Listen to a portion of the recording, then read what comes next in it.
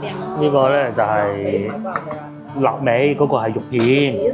煲仔飯咁大煲嘅喂，咁大一煲喎，佢係巨型嘅煲嚟。呢個位咧就成個西華路排隊旺啊嚇！一個呢度富記魚蛋粉，嗰邊天寶食坊。翻到嚟廣州，你有時間揀呢兩間，坐埋過嚟呢邊食啦。因為同一個集團嘅，同一個老闆嘅嚇。係啊，咪同一個公司嚟㗎嘛，東村嚟呢度嘆老雞煲。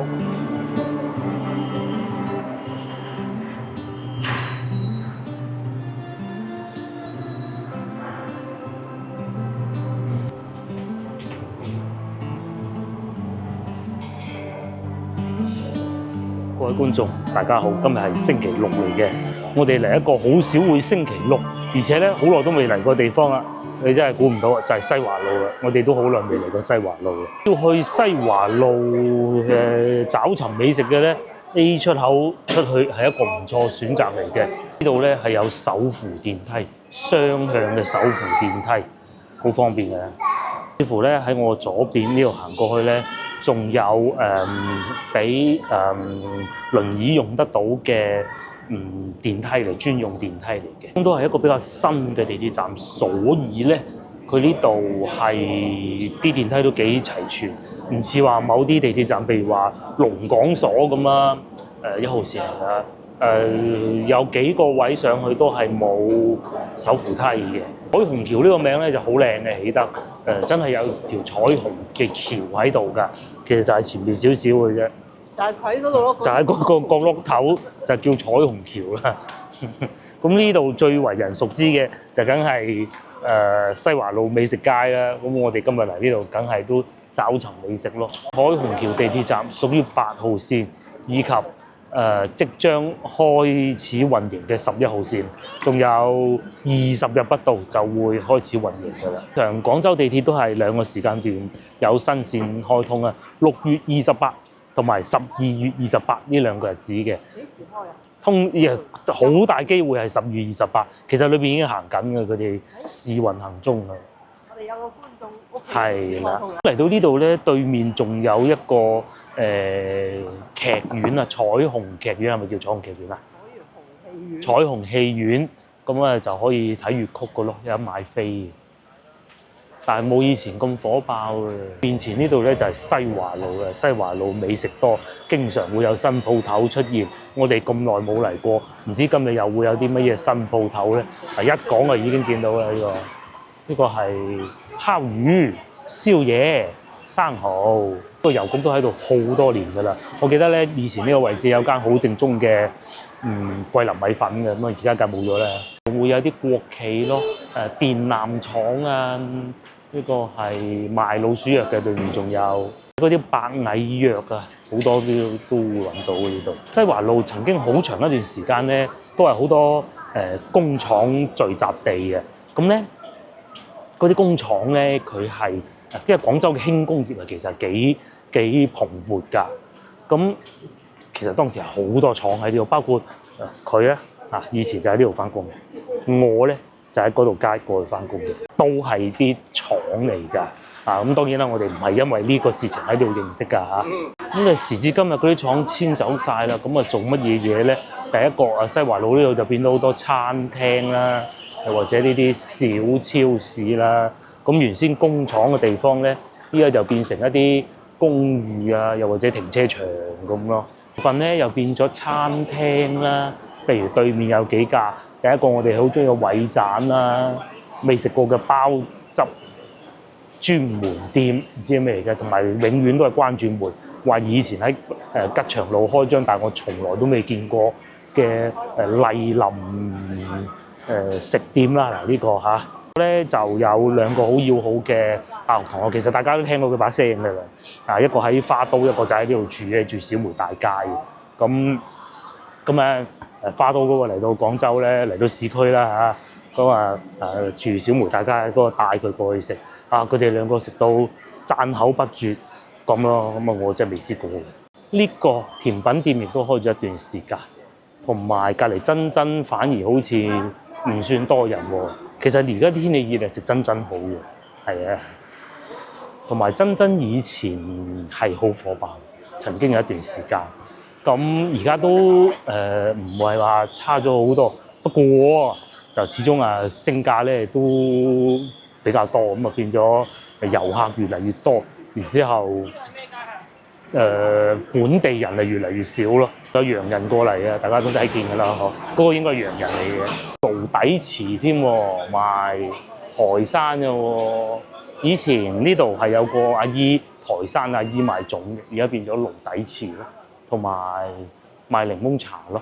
有糖水鋪，我推薦大家可以一試。有機會等陣可能我哋都會買嚟飲嘅。抵啊，160萬啊！中山七啊， 130。係啊，東風西大院嗰啲係賣學位嘅啫。之前有一位觀眾講，佢話佢叫我幫佢賣，我冇乜能力啦嚇。我會幫佢買。賣就冇乜能力啊，唔使問噶啦。但係就大概咩價錢啊？中山七，佢講係中山四嘅，中山四係好過中山七少少，我覺得即係幫佢啊。拍下價。大概個咩價錢啦？嗱，大概呢個價錢咯。咁啊3萬蚊左右啦。中介都賣唔到啦。中介賣唔到，我冇乜本事啊。或者第一樽3樓咯，嗰度冇電梯應該。呢個好啊，中山七原裝電梯。邊度啊？獨棟上下九160萬，地鐵上蓋，中山8路3萬蚊1平方米，係。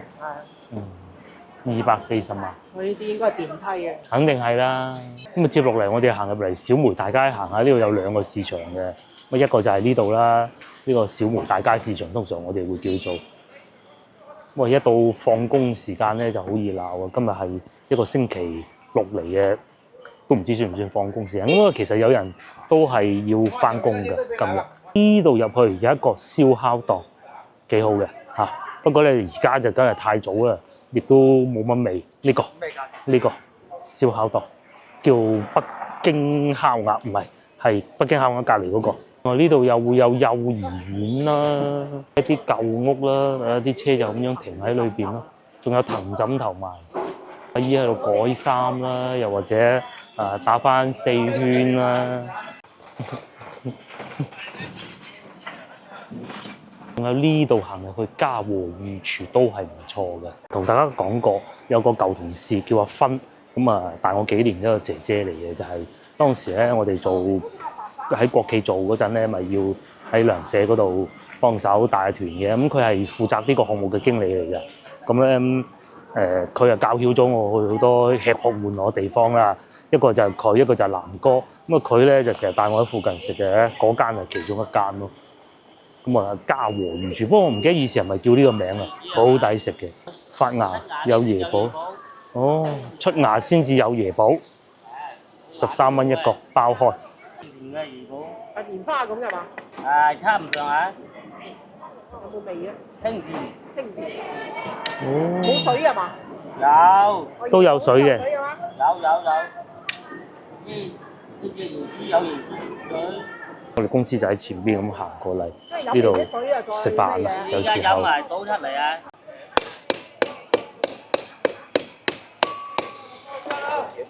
哦，呢粒啊就係。真係有粒有啲較大隻嘅，椰寶啊，叫椰寶啊。好湯啫，嗯，佢係湯嘅椰子肉，唔似椰子啊，唔似椰子唔硬嘅，好脆嘅。係啊，跟住咧，仲有個椰子精嘅，可以攞翻嚟煲湯啊，煲湯咯。越長啊，越多係可以咁椰寶。樣批埋呢個不過嘅。人哋好似棉花咁，佢呢隻又唔似啊。呢隻唔夠大隻啊！哦即係唔夠大隻大隻啲啊，再大隻勁啲。佢入邊就冇水，就變成啊，有一樣有，一樣有水嘅。老細喺度整緊椰子嘅時候咧，我就記起啊呢個餃子都係做咗好多年，不過以前裝修好似冇咁企嘅，而家就好似翻新過咁咯，冇冷氣嘅以前，坐喺門口咁樣食嘅啫。但係據說呢個唔錯。之前呢一集咧冇同大家講過，我去中華廣場翻工嘅。喺中華廣場翻工之前嗰份工咧就喺呢度翻工嘅啦嚇，國企。高街最靚。一邊就係先頭咁傳統嘅走鬼檔啊，一邊咧就係呢度好多新派嘅奶茶店、咖啡店咯。呢度咧一邊咧就喺度飲緊咖啡，一邊喺度斬緊豬肉咯。呢度咧就飲緊奶茶同咖啡，坐晒喺路邊嘅，好開心嘅。或者檸檬茶啦，檸檬茶嘅主力係打機嘅，咁打完機你又可以過嚟剪頭髮啦，等緊剪頭髮佢又打下機啦。呢啲就係廣州年輕人的生活啦。對面都仲有嘅，而家咧就時間比較早啊，我哋去食啲嘢先。我喺前邊，我哋上次咧去超記嗰度食煲仔飯，當時就想去其中一家叫何氏嘅，咁最尾咧睇見人太多去咗超記嘅，今日咧就過嚟佢其中一間分店咧就喺前邊何氏煲仔飯。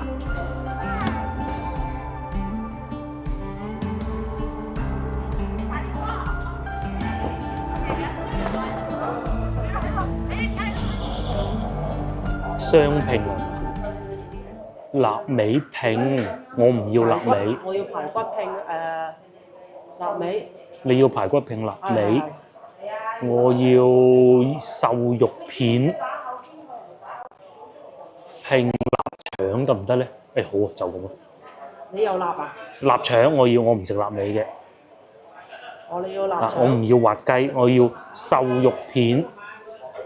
拼臘腸蛋咁啊，再睇翻有咩抵食嘅臘味拼叉燒，佢主要都係臘味喎，蔗黃鱔又有，通菜又有，燉湯都有嘅，同埋咧仲可以鹹海鴨蛋啊！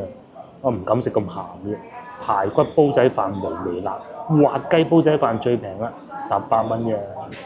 咁啊，譬如話，假如啊，你揀個滑雞煲仔飯咧，你仲可以邊再加咁多配料嘅，加羊肉一份都得啊，鯪魚乾啊，好鬼多嘢。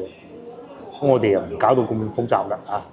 滑窩蛋牛肉煲仔飯喎，仲有嗰個我冇揀嘅叉燒，各種都得嘅。咁啊，除此之外仲有啫咧，菜心。滑雞、青瓜啫雞，同埋飲品都有，葛水15蚊，中杯10蚊，係順德，佢呢度係順德風味，呢度就係順德風味嘅煲仔飯，究竟會唔會好似平過順德好多啊？會唔會有順德有錢人多咁樣嘅？個個都咁有錢，梗係買貴啲嘅，係嘛？如果你嗰個煲仔飯擺喺杜拜買仲貴嘅。你諗下係咪先？煲仔飯二道，第一個咧就係老婆所揀嘅，肉餅排骨煲仔飯，加咗個窩蛋，收27蚊。之後咧就到我呢個啦，呢個咧就係臘味，嗰個係肉片煲仔飯，咁大煲嘅喂，咁大一煲喎，佢係個魚形嘅煲嚟喎。係啦，究竟呢一個煲仔飯喺杜拜要賣幾錢咧？23蚊。定25蚊咧，不過講緊係美金，唔出奇。又要分啊！我哋有3條菜。嗱，你睇下咁就知。咁啊，最初咧，老婆就話要臘味啊，我就唔係好臘味，咁咧佢咧就我啊，所以咧就冇要到臘味，呢個好啊。我中意臘腸多過臘味嘅，同埋咧隔離就係皇大廈，你話啲臘味會唔會喺嗰度入貨咧？應該係唔會嘅。不過咧，質量應該唔會太差。有窿邊嘅下邊，就趁呢個時候咧，一定要翻動好佢。溝住食啊！我哋都係啦，我唔要咁多排骨，夠啦，係就咁啦。咁同埋咧，佢哋係冇預先落啲豉油落去嘅，台面係有豉油嘅。我會中意有少少豉油，不過等等先。我要將佢反起身先。嗰啲飯粒喺上邊跳動緊嗱，同埋咧先頭其實我就想講嘅，我好怕順德煲仔飯好多油嘅，暫時睇上去咧可以接受到。係啊，我哋去食過嗰間順德煲仔飯，好食歸好食，我哋講點解好食啊？嗰陣因為嗰陣疫情，乜鬼都覺得好食㗎啦。之後咧個人咧又越食越嘴刁喎，咁咧就會覺得嗰啲太油啊唔好啦。油落咗去之後，稍等一等先，咁我會先食咗啲菜先嘅。同埋呢度又可以俾個好評啦，嗰啲菜咧唔會太容易出水嘅菜心，份量係真係夠嘅。試下先，我開始食啦，都好腍甜，唔係嗰啲好怕有啲菜心咧食起身會變苦嘅，嗰啲係有蜜蜂叮過。唔係季節唔啱，天熱就會。呢啲季節啱。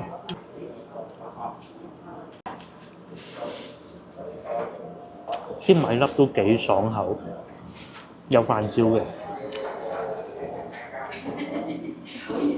臘腸切得好薄，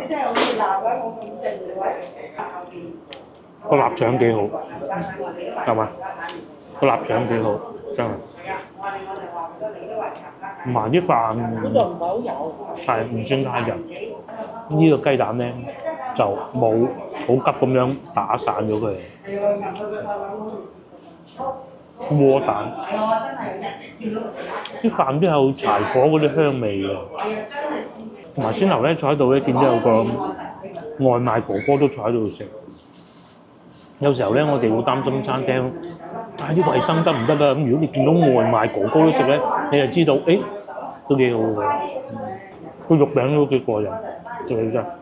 不過相比之下咧，個肉片咧就爭咗啲意思啊，都醃得幾犀利條片，係嘛？醃得好犀利條片。其他一切都係可以嘅，接受到嘅，唔錯嘅。因為我食過喺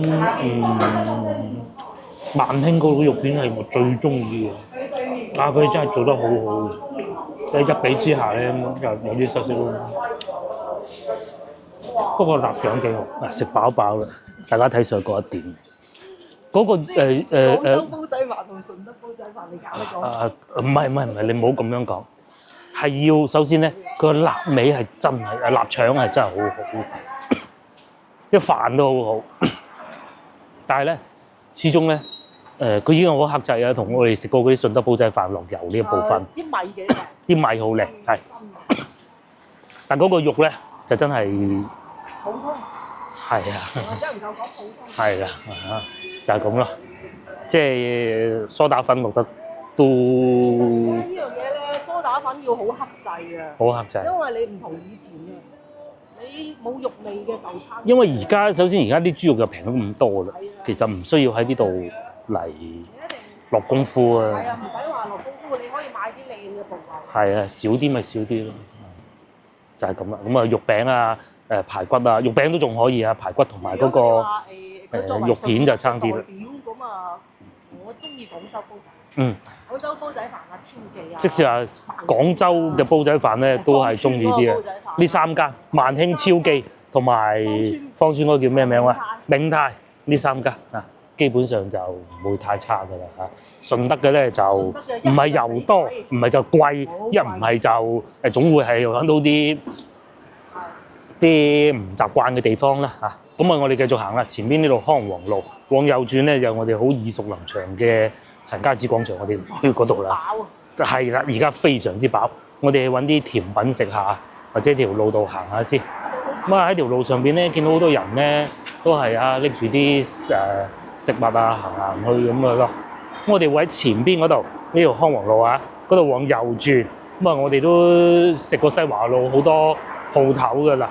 仲有個女咧就話要買個奶粉翻去俾佢食，我哋都會去行埋嗰邊嘅。6點鐘個天已經開始黑啦喎，之中呢個時候個天黑得最快，同埋你聽日好似話開始有冷空氣，應該大家睇緊呢條影片嘅時候咧，已經係好凍嘅時候嚟嘅咯。咁到時又會去食啲羊肉煲啊咁咯。有幾間推薦咧，上次嗰個我哋去過嗰個都可以啊，芳村。玩咩？呢度玩桌遊嘅咯，鴛鴦王你敢唔敢飲啊？好飲啊！試下嗱，你敢唔敢飲啊？係啊，我要檸檬茶得噶啦。茶？係啊。你又飲杯？白糖烏龍啊嗱。都係要杯嗰個絲襪奶茶。絲襪奶茶你飲啦，我唔飲。鴛鴦。鴛鴦唔好，我覺得。唔係我要檸檬茶係啦。拎住飲。係，我淨係買咗杯檸檬茶算。佢怕瞓唔着覺。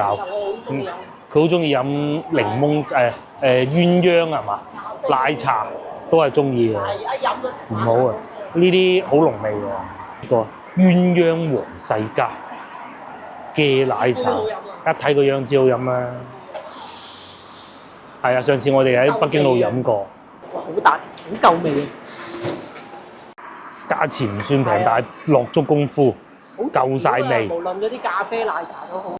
係啦，喺公司附近有一間就係啦，佢唔貴嘅賣得，唔知9蚊定咩嘅啫，但係咧唔好睇價錢咧，冇味嘅好難飲。2啖就飲完㗎啦。呢杯咁鬼大杯，你睇下大杯到。夠味。好多年輕人咧就係咁樣坐住喺度飲奶茶啦。不過今日凍咗少少，就冇坐出嚟。同埋咧啲年輕人而家好中意踩電雞翻工，咁啊就係飲奶茶。立法咯。係啊。叔阿伯嚟都要去茶樓。係啦。我哋嗱講下電雞啊，原來係咁嘅。即係其實有睇我影片嘅觀眾都知，電動自行車呢樣嘢咧有利亦都有弊。利嘅就梗係方便出行嘅，弊嘅咧就係好多人咧係唔守規矩，嘅車係冇問題嘅，但係啲人唔守規矩嘅，即係譬如話咁啦，又或者踩上行人路啦，各種都有嘅。咁嗱，因為咧始終佢最初出到嚟嘅時候法律法規唔係好完善，咁啊亦都係執行唔係好到位啦，有某啲事情。咁同埋咧，廣州係一個好大嘅城市嚟嘅。咁同埋咧，係啊，好多人咧都係要靠電動自行車出行嘅。咁啊，確實係真係方便咗好多。但係與此同時，當然亦都會有啲人係唔係好守規矩。譬如話，因為電動自行車咧，其實係最初啊，係嗰種唔知大家以前有冇見過咧，有個伯裝舊摩打喺嗰部單車上邊咧，咁樣嚟令到個助力行得方便啲嘅啫。咁但係而家咧，其實有啲已經改到係仲快過摩托車或者香港叫電單車嘅東西。咁啊，嗰啲係一定係唔啱㗎啦，唔使問。咁啊，其實政府就係想行翻呢條路。咁然之後咧，而家政府咧就開始覺得廣州市政府啊，我講應該係要加強管理啦。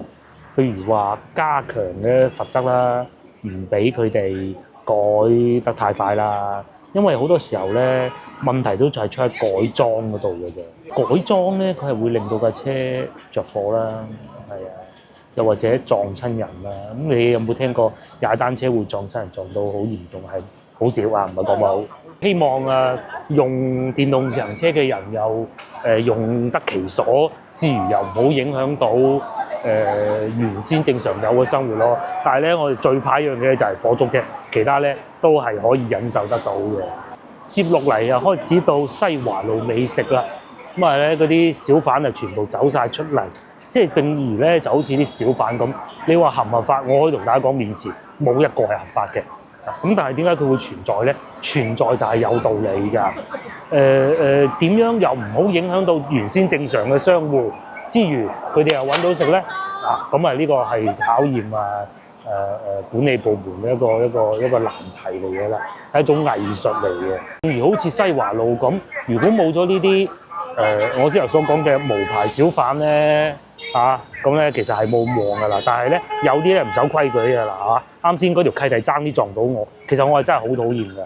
佢衝咗去啊嘛，係咪先？爭啲就撞到我㗎啦，已經先係。咁佢有幾急咧？佢係咪撞到我嘅話，我實要佢賠㗎，係咪？佢賠唔賠到咧？咁啊唔知啦嚇。你話嗱，好似面前呢啲哥哥仔咁，佢要揾食要搬貨咁你又有電動自行車係好嘅喎。乜嘢啊？呢度唔俾擺檔嚟有？係咯。好，唔係啊，有後邊都有幾間。搬咗過去對面街咯。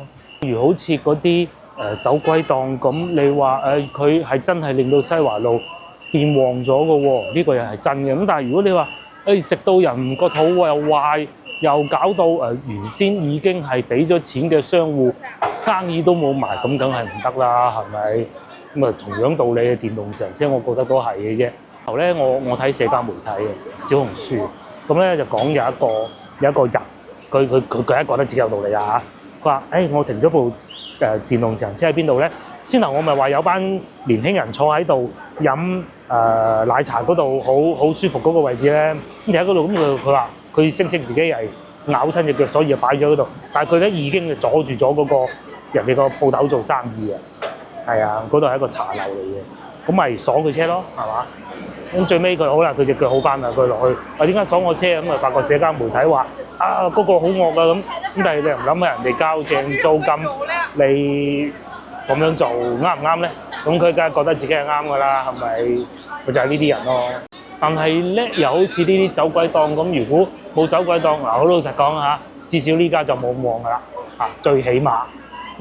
至於腸粉鋪咧，一樣都係咁旺嘅嚇。咁接落嚟，我哋啊開始繼續行呢度揾嘢食啦，又有洋人喺度食腸粉啦。之前都買過一次俾個女嘅，係佢覺得唔夠後邊街嗰間好食咯。接落嚟，哇，越嚟越多排隊美食啦。譬如對面啦，天寶食坊，全部都係人。至於呢度咧就修路中，冇咗半條路啦又。開4個轆嗰啲真係一定要小心咯。係嘅。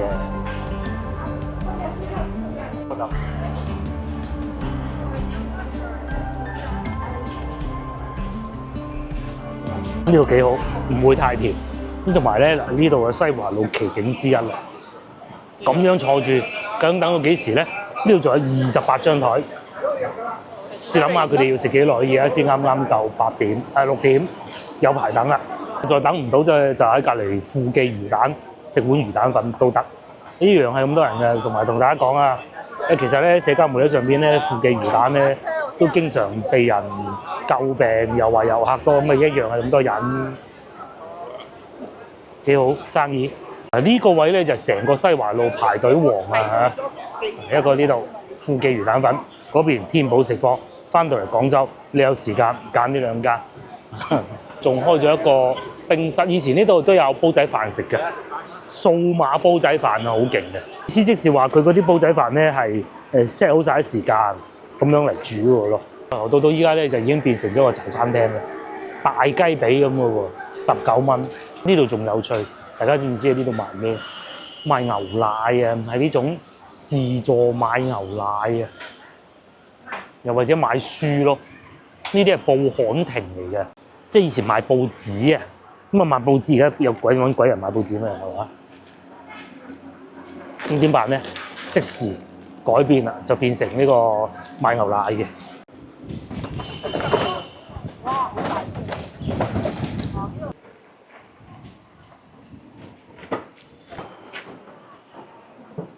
餐廳啊嘛，駕校都冇埋啦。梗係做餐廳好做駕校啦。呢度又有個煲仔飯啊！堅持明火煲仔飯30年，順德老字號，又係順德煲仔飯嚟。大家有冇留意到我哋其實去到順德咧，好少會再揀翻煲仔飯，真係幾難揀得翻一間。因為最衰我哋又食過廣州嗰啲，唉。煲仔飯都係廣州嗰啲。又或者我哋中意啦，係口味啦，又或者係天氣凍咧，開始啊嘛，要打煲啦，興興旺打個煲，興興旺炒牛河啊，炒牛河係嘛，又得滋寶羊肉煲。舊年咧就見過一個香港觀眾，我哋食完羊肉煲出到嚟呢度，見到佢又坐喺度食羊肉煲。如果你對於羊肉煲係好有執着嘅，又話要有炭爐啊，各種咁樣呢個好啊。嗱，佢已經搞緊個炭爐嘅老細，睇唔睇到？呢度正啊！西華路有幾間係有炭爐羊肉煲嘅，野味啊！你坐喺個煲前邊食，嗰啲熱氣蒸埋嚟，哇，超正！你睇緊呢條影片嘅時候，係時候行動上嚟食啦。炭嘅原因咧，你係不能夠室內食嘅嚇，室內嗰啲咧最好唔好，就算係有咧，都係要開大嗰道門嘅。前面都有2間，但係我覺得都係戶外會好啲嘅。呢間又係多人嘅。搬咗出嚟，其實都係有以前咁旺嘅，一樣係好好食嘅。牛腦啊，呢度係賣咩啊？呢度賣乳鴿，30蚊一隻。現場製作。呢個叫做威少啊，又係一凍咧就多人嚟食煲嘅。羊肉煲邊度有位啊？裏邊坐到滿啊！下次呢間做咗好耐啊，喺度喺應該係寫佢個名唔記得咗。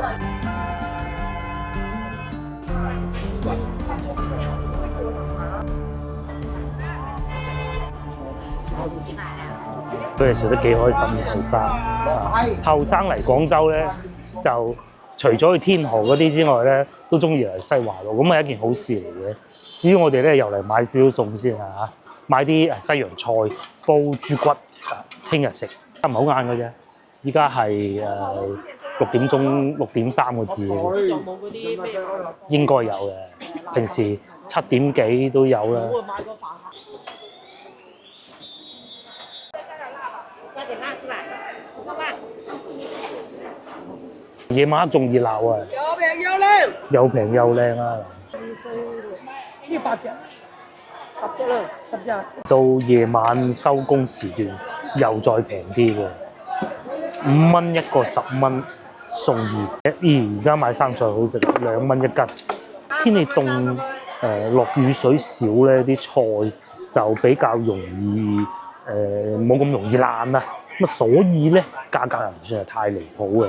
大家仲記唔記得之前係啊，又打颱風啊，各種加持啊，落雨啊，咁咧啲菜價就貴好多嘅。菜咧啱出現嘅時候咧，亦都會貴啲嘅。而家無論西洋菜又好，生菜都好咧，都好平。啱先2蚊一斤啊！如果喺市區附近嚟講，兩個市場啦，一個就呢度啦，一個就西華路。西華路會細啲，西華路會大啲，龍津路會細啲嘅。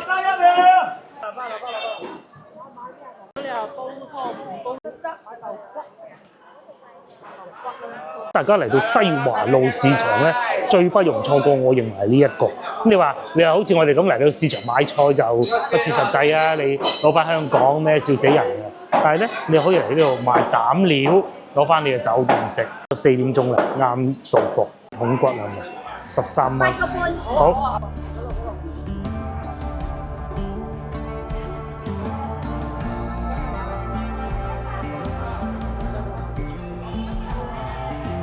啱就熱鬧啊，好似一個趁墟嘅地方咁，啲車就過唔到，好陰公。繼續係賣燒肉啊，20蚊嘅特價。嗰啲燒肉咁啊，因為廣州點解嗰啲物價會咁平嘅？講過好多次就係佢嘅購買量大啊嘛，買嘅人多啊，咁所以咧佢係比好多地方仲會平。咁但係咧，如果真係賣唔晒咧，老細就賺頭蝕尾，啱到貨梗係賣貴啲，去到後段啦，咁咪清咗啲貨佢。攞翻去唔通擺雪櫃咩？就係有咁嘅道理啦。呢個千年豆線係嘛？應該係咁讀啦嚇。豆腐花又好好食嘅，我哋食過。正前方仲有個好麵線，亦都係都食過啦。仲有呢個煲仔飯咧，我哋都食過啦。好老實講啊，喺順德煲仔飯，我哋佢已經算係幾好嘅，真嘅係啦。但係真係唔夠廣州嗰幾間。廣州嗰啲啱我哋口味好多嘅。係。我哋又要唔油，係唔油係第一個要求。米嘅咧又要一粒粒嘅。係米肯定要一粒粒啦。呢間呢啲米冇咁好，上次食嗰陣就我唔知㗎，但係冇咁油呢個還好，佢又係咁大個煲嘅。啱先嗰度咧，其實啲米都可以。米可以，米同埋臘腸都好，肉就唔得。其實佢就唔係唔得，而係唔中意太多梳打粉。都係㗎啦，一樣。都係太多梳打。太多啦落得。面仲有大榴蓮添，10味水果店。9蚊一斤，先頭同老婆講過啦，個女一放假我哋就要去馬來西亞，定好咗，基本上係喺廣州出發嘅。夏天講到冬天啊！係啦，放假都冇計㗎，個女要翻學，唔通你劈低佢自己咁唔得㗎嘛，係咪？咁阿爸阿媽又唔係長期喺廣州住嘅，冇可能㗎，自己兩個走咗去玩㗎喎。香港都唔掂啦，精明嘅家庭主婦又睇啱佢嘅獵物啦，呢個10蚊啊！梗係啦，又容易洗。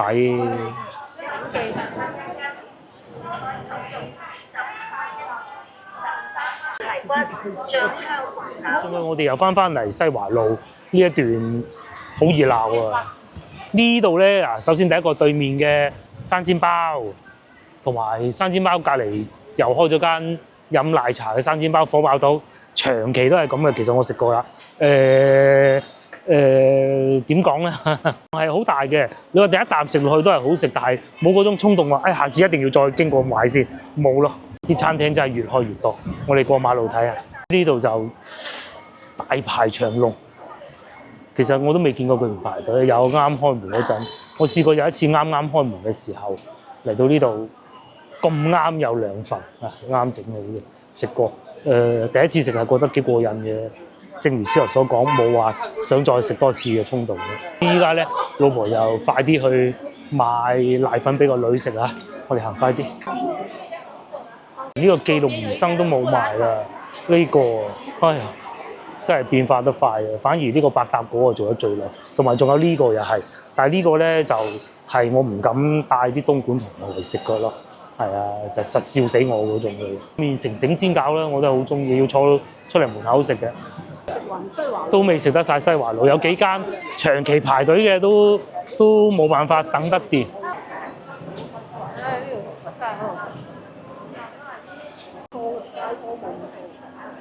就係呢間啦，如果等就去到嗰度係冇瀨粉嘅，就嚟呢度買瀨粉，呢個都好食嘅。你不如買個燒鵝瀨。中意食炒牛河三和美食嘅係唔錯嘅，佢又冇國強嗰度咁火爆，但係其實咧都深藏功與名。但係咧有個問題係佢個師傅唔係成日開工嘅咯。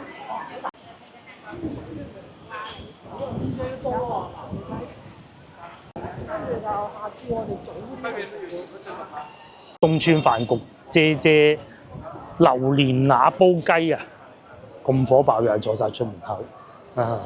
餐廳環境就可以算得上係簡陋，但係排隊嘅人咧就係咁多啦。連啊食個碟頭飯都唔少人，因為個個都要嚟西華路揾嘢食啊！就係呢間好似失色少少咁大把嘅啫，美景哦。懷舊嗰啲手信，嗰啲酥點啊，應該叫做。仲有前邊我哋都食過甜品，不過而家飽咗啲唔賣啦。沙灣甜品食館，雙皮奶啊、鳳凰奶糊啊、薑撞奶啊都可以啊，唔使非要去到順德食嘅，順德雖好食，但係咧就都唔會爭好遠嘅啦。呢度仲有嘉明羊燒鵝，等陣經過可以買份俾佢啊。你想啊食燒味啊？13蚊油雞飯又有，唔使食啦。但係位都有埋啦，只可惜買份翻去俾個女食咯。食個熱辣辣嘅芝麻糊。你食啦，一係我唔食啊。到某啲地方，即係可能因為係我哋唔熟啫嚇，正常嘅，譬如話衡陽咁啦嚇。你係想揾間餐廳，你要行好耐嘅。喺廣州咧就係，可能我哋又熟啦嚇，又可以咁講。行過睇見呢間，想食啊，爆個頭。行過嗰間，哇咁抵食啊！唔好啦，爆個頭就係咁。醫院，仲要嗰啲醫院，成個荔灣。梗係要整路㗎啦。區喺度整路。咁至於我哋要買瀨粉嘅就喺前邊。大家要嚟咧，朝頭早嚟會好啲嘅。又開門啦，合興小食店，仲有個叔坐喺門口，就係嚟呢度買瀨粉啦。我認為喺廣州數一數二食瀨粉嘅話，仲有啊。買份細嚿未啊？蚊食到啊！我就3蚊開始食嘅。蚊啊！我由1蚊開始食。佢哋1蚊開始食咯。不過你話幾熟啊？嗰陣中午飯咁樣夠飽肚啊嘛，平啊嘛，係啊。好食啊！同埋仲有好食啊，好食。佢唔同東莞瀨粉㗎。東莞瀨粉其實係米粉嚟嘅。係啊。即唔係米粉嚟㗎，係嗰啲木薯粉咁嘅。木薯粉。都唔係，都唔係一隻，都係似桂林米粉。桂林米粉，東莞麥瀨粉佢係桂林米粉。但係其實佢做法都係瀨出嚟，其實嗰種先至係瀨，呢種咧係俾寧記嗰度改良過㗎。廣府嘅咧會軟糯啲嘅，反而係嗰種先出現嘅。即係瀨就係一個過程啊嘛，喺個器具裏邊一撳咁樣擠出嚟。廣州呢啲就糊啲嘅，東莞嗰種咧就係似咩咧？米粉炸粉，即係叫做南寧嗰種做法，係啊。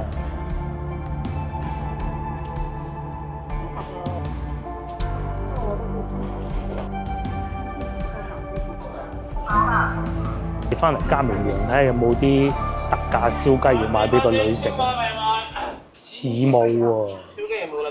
冇雞翼啊！燒排骨啊！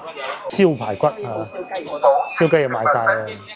燒排骨瀨粉25蚊。排骨瀨粉。有機會翻到嚟廣州遊玩嘅西華路，絕不能錯過，亦都唔好淨係將時間擺晒喺先頭我哋見到嗰啲夜市啊、網紅店啊。各種一定要行入嚟啲街巷裏邊，先至可以咧發掘到更多美食嘅。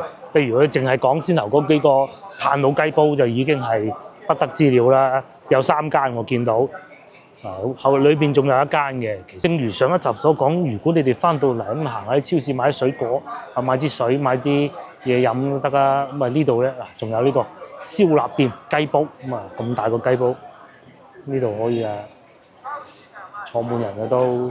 咁呢度有坐滿人嗱，前邊仲誇張，直頭有東村飯局擺到咁添啦已經。先頭都仲係食緊碟頭飯嘅，依家變咗打雞煲咯，真係誇張啊！坐埋過嚟呢邊食啦，因為同一個集團嘅，同一個老闆嘅嚇，係啊，咪同一個公司嚟噶嘛，東村嚟呢度炭佬雞煲，咁啊同埋仲有呢度呢條巷仔入去睇唔睇到？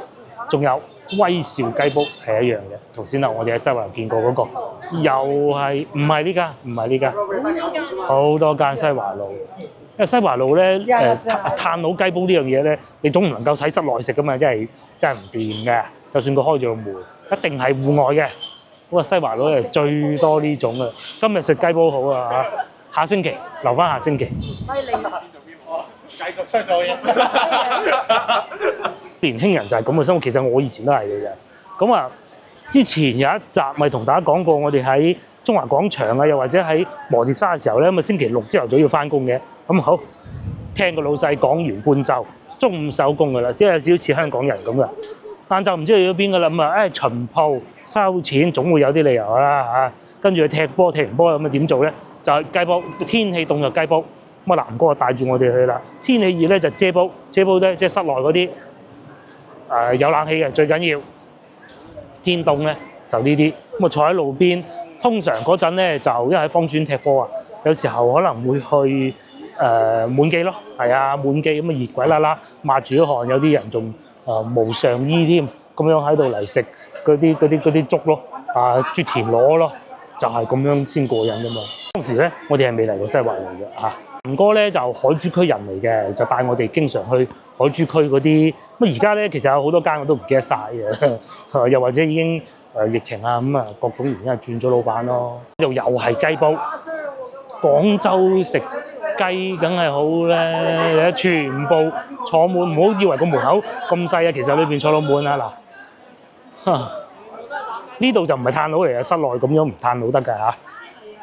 呢個係電磁爐，係電磁爐都過癮㗎，食到個記嘴舐舐咁。呢度係深點集團嘅喎，雅宴喎，又係雞煲啊！呢個羊肉煲。嗱，早排有觀眾問過邊度食雞煲、羊肉煲好，翻嚟西華路，你揾唔到你就問我啦，就最怕你排唔到隊嘅啫。特價茶樓，清湯羊大眼仔雞煲，呢個我知道咧，呢度仲有啲特殊部位嘅牛肉、羊肉食嘅嚇。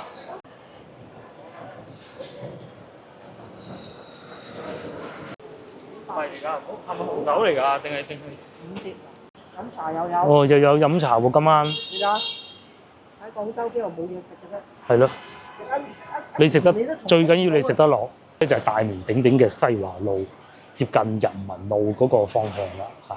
以前呢度咁塊牌咁暗嘅，大家睇到第一樽其實就係我哋講賣奶粉嗰度。呢條路行入去咧就冇先頭嗰條路咁火爆，所以咧通常我哋會行翻先頭話食雞煲嗰條路入去咯。咁其實呢度行過去買奶粉係會近啲嘅。我哋落嚟咧係揾洗手間嘅啫，發現呢度又有煲煲店，又係食煲嘅，即係嗰啲姐菜咧、大排檔啊、至尊燒腦、點心王，點會揾唔到嘢食啊？點會揾唔到好嘅餐廳啊？呢個係食驢肉片、薑葱炒驢肉、紅燜驢肉，98蚊一例。跟住仲有冬至年夜飯添，已經開始訂啦。